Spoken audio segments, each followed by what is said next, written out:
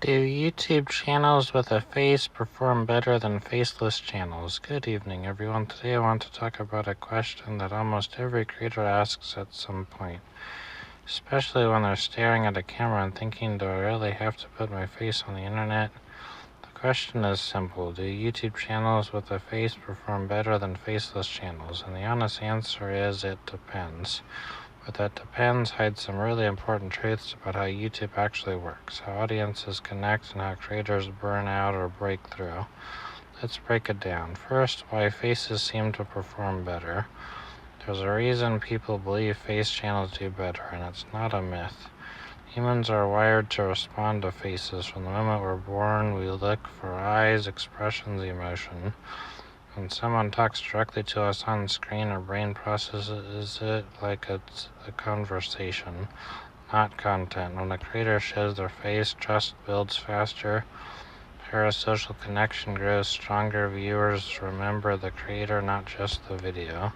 This is why creators like vloggers, commentators, educators, and podcasters often grow loyal audiences. People don't just subscribe to the topic, they subscribe to the person. If two videos are equally good and one has a compelling human face reacting, explaining, or storytelling, that one often wins the click and the watch time. So yes, statistically and psychologically, face channels often have an advantage. But that's not the whole story. Second, the power of identity versus anonymity. When you put your face on a channel, you become the brand. That has upsides. Fans recognize you instantly. Your personality becomes a hook. You can pivot topics more easily. But it also has costs. You lose anonymity. You open yourself to criticism, judgment, and burnout. And every bad day, every low energy moment shows on camera. Faceless channels don't carry that weight. Faceless channels let the idea be the star, not the creator. Think about it. Documentary channels, horror narration channels, facts, shorts, motivation videos, relaxation, ASMR, music, or ambient content. Any of these perform incredibly well because they are faceless.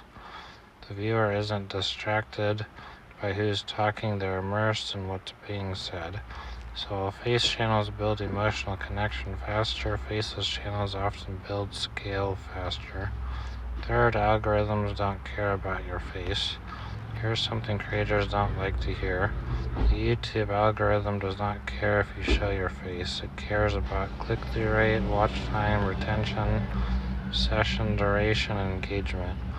A faceless video with a strong hook, tight pacing, and higher attention will crush a face channel that rambles for 10 minutes. The algorithm doesn't reward courage, it rewards performance. This is why some faceless channels explode seemingly overnight, while personality-based channels grind for years. The face isn't the deciding factor, the viewer's behavior is. Fourth, trust versus curiosity. Face channels win on trust. Faceless channels win on curiosity. When someone sees a face, they think, do I like this person? Do I trust them? Do I want to hear them talk? When someone sees a faceless video, they think, that title is interesting, that topic sounds wild, I need to know what happens.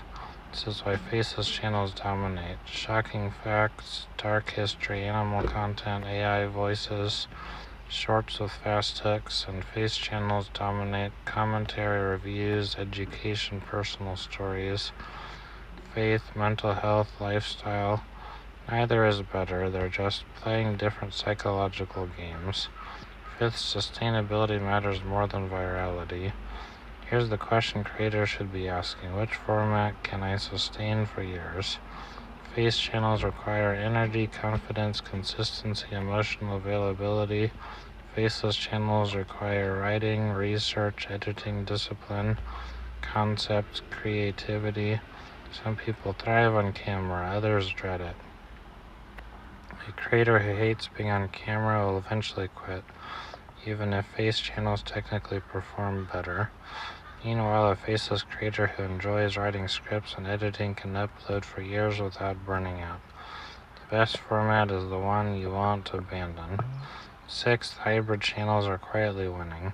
There's a middle ground people overlook. Hybrid channels. These creators show their face sometimes, use voiceover other times.